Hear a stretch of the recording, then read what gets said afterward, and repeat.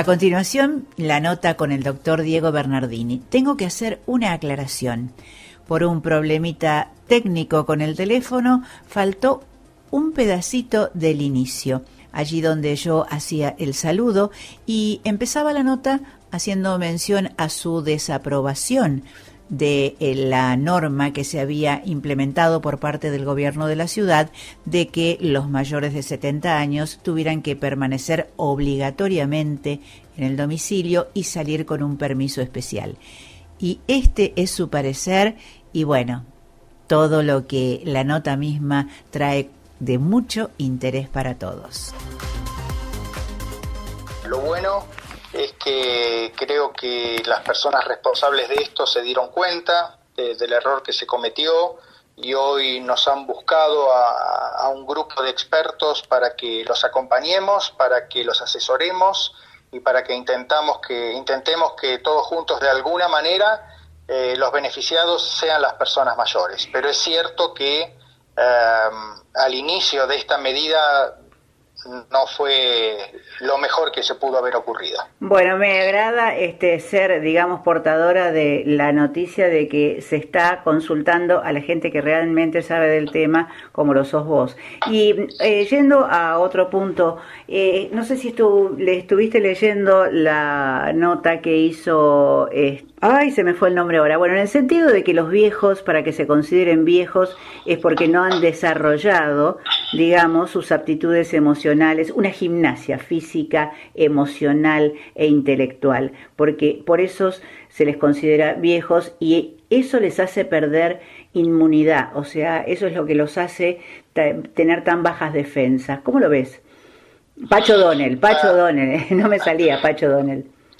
Bueno, ok, no leí la nota de él.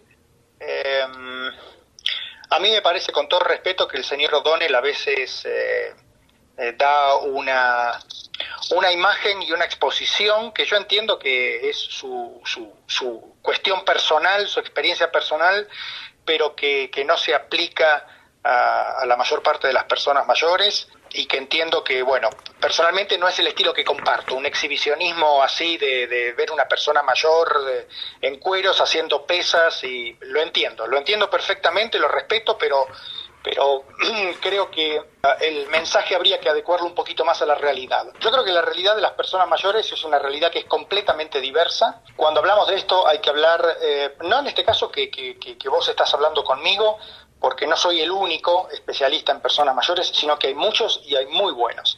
Pero hay que entender que la información válida, confiable, tiene que ser, digamos, fundamentada por personas que tengan conocimiento académico, profesional de estas situaciones, digamos, con un cierto grado de confiabilidad, cierta información que circula, que por otro lado es lo que estamos viendo hoy en día con esta pandemia. Yo creo que ha habido mucha comunicación irresponsable, muy focalizada y discriminada hacia las personas mayores, diciendo que esto afectaba solo a los mayores, que era un problema que mataba a los viejos y a las viejas, y esto ha hecho que se haya creado una cultura de miedo. Las personas mayores hoy en día, no solo en nuestro país, sino en el mundo, tienen miedo, y tienen miedo porque se estuvo comunicando de una manera poco responsable. Entonces, bueno, yo creo que esto es muy importante porque requiere de múltiples aproximaciones, y ustedes, los comunicadores, tienen una responsabilidad muy importante en esto, porque además quienes hoy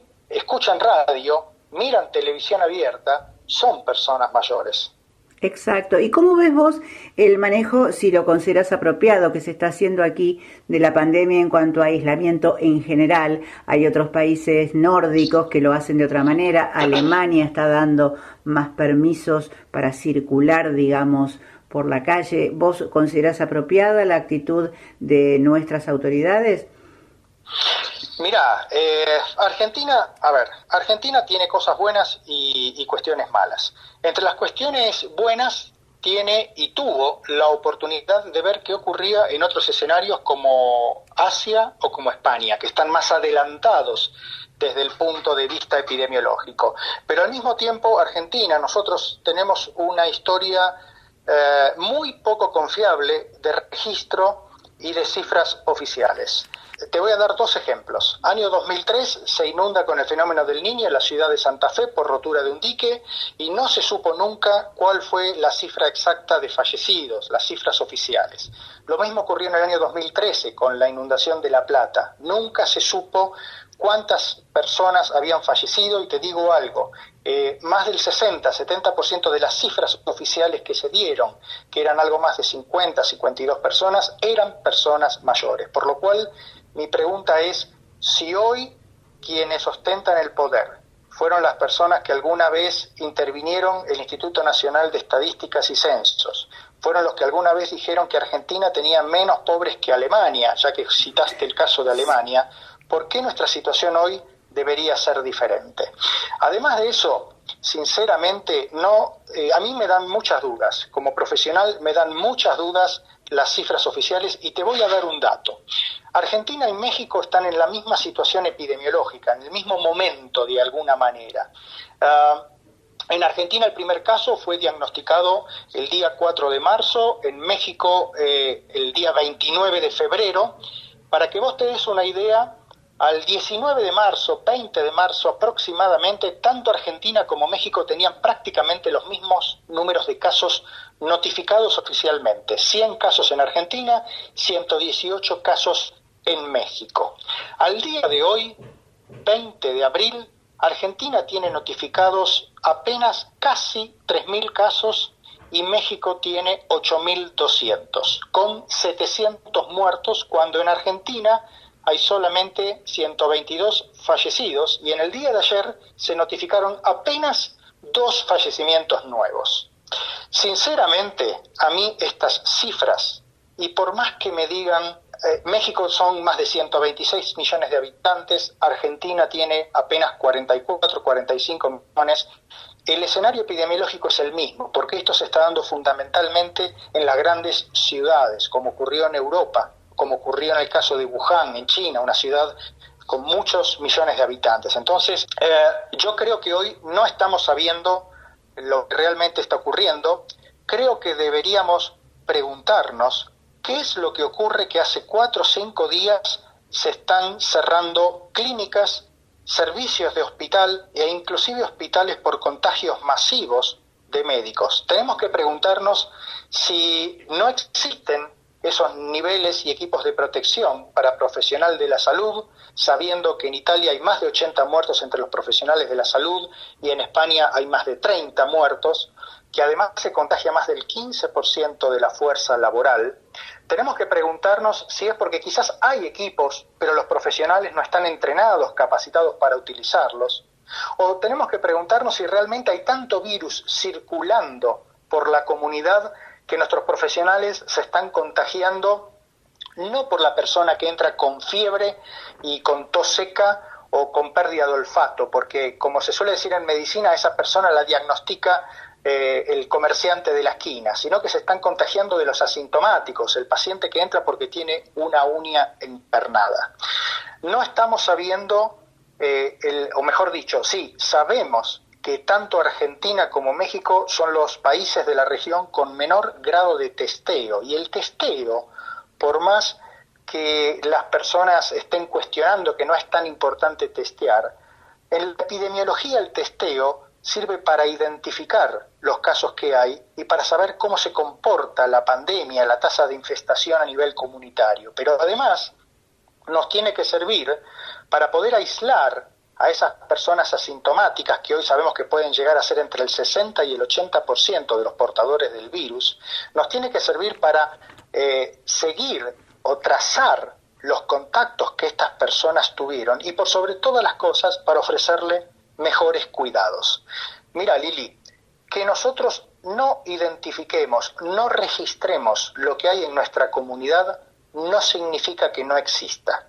Y esto es un tema que es muy grave cuando estamos hablando de una pandemia, porque además ya se está hablando de levantar una cuarentena que apenas lleva 2 semanas, un confinamiento de 2 semanas, y yo quisiera preguntarme también, porque mi obligación es generar preguntas, que me digan qué país del mundo levantó un confinamiento después de apenas 2 semanas de encierro. Son preguntas importantes, son preguntas que nos hacemos todos y como vos decías, El miedo se está notando en la gente, y yo en una nota que le hice a una enfermera de cuidados domiciliarios, me decía que ella como profesional veía, trabajaba con miedo, tenía el miedo de contagiar a su paciente, tenía el miedo de llevar el virus a su familia, y se daba cuenta de la poca conciencia social que había en la calle en cuanto al uso del barbijo, la distancia y demás. Y sí, a mí me parece que se relaja, y más allá de que me dejen salir o no a la calle, que tenga que pedir permiso, se están relajando muchas cuestiones socialmente que pueden hacer que estemos activando la bomba de tiempo en cualquier momento. Mira, Lili, nosotros como sociedad en Argentina no tenemos la disciplina social colectiva que tienen las sociedades de Asia. No tenemos una fortaleza institucional como son los sistemas nacionales de salud de los países europeos. No tenemos el dinero que tiene y la tecnología que tiene Estados Unidos. Y ya estamos viendo lo que ha pasado en Asia, lo que está pasando o se está resolviendo en Europa, y estamos viendo lo dramático que está haciendo en Estados Unidos. Entonces mi pregunta, y vuelvo a hacer otra pregunta, es ¿por qué en nuestro país la realidad debería ser diferente? ¿Por qué no nos debería pasar lo que ha ocurrido en esos lugares?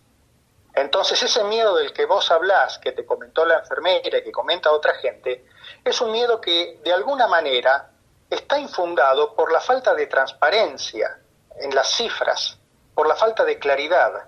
Yo entiendo que esto es muy complejo, pero ¿a vos te parece que un Ministerio de Salud de la Nación tiene que estar hablando de la importancia del sexo virtual, por ejemplo? No, por favor. Cuando en realidad deberían estar diciendo, señores, miren, tenemos 8.500 camas de terapia intensiva. Sabemos que de esas 2/3 son privadas, que ese es otro tema muy importante, no son del sistema público de salud. Sabemos que hoy la tasa de ocupación de esas camas de terapia intensiva es del 40, 50 o 70%. Sabemos que nuestras proyecciones nos pueden llevar a esto. A ver, esto es llevar información confiable, transparente, con rendición de cuentas. ¿Entendés? Si la gente sabe que en el peor de los casos va a haber 5 personas esperando un respirador, y en ese momento va a haber que decidir, algo que los médicos hacemos no en tiempos de pandemia. Los médicos estamos decidiendo con nuestro conocimiento, con nuestra experiencia y con nuestra bioética, la que llevamos como valores personales cada uno de nosotros, a diario, no dentro de una pandemia. Nosotros decidimos a diario porque convivimos con la incertidumbre. Entonces, si la gente sabe que en el peor de los casos va a haber 5 personas a las cuales va a haber que decidir a quién se le da ese respirador, bueno, esas personas probablemente entiendan la importancia de quedarse en la casa, de pedir ayuda, de buscar recursos y de hacer el sacrificio, porque es un sacrificio que estamos haciendo todos. Yo aquí en México llevo 38 días encerrado en mi casa, y yo sé que es necesario hacer esto, pero porque sé que el beneficio es mucho más alto que el costo que puedo pagar si salgo a hacer una vida normal. Diego, yo te agradezco muchísimo la deferencia que siempre tenés para con Remixados, y gracias por estar ahí y por trabajar tan cerca nuestro a pesar de la distancia que nos separa con esa querida ciudad mexicana. Y nos veremos a corto plazo, espero. Ojalá. Un gusto enorme y un saludo a tu audiencia. Que sigan muy bien. Bueno, gracias, Diego. Hasta pronto. Hasta pronto.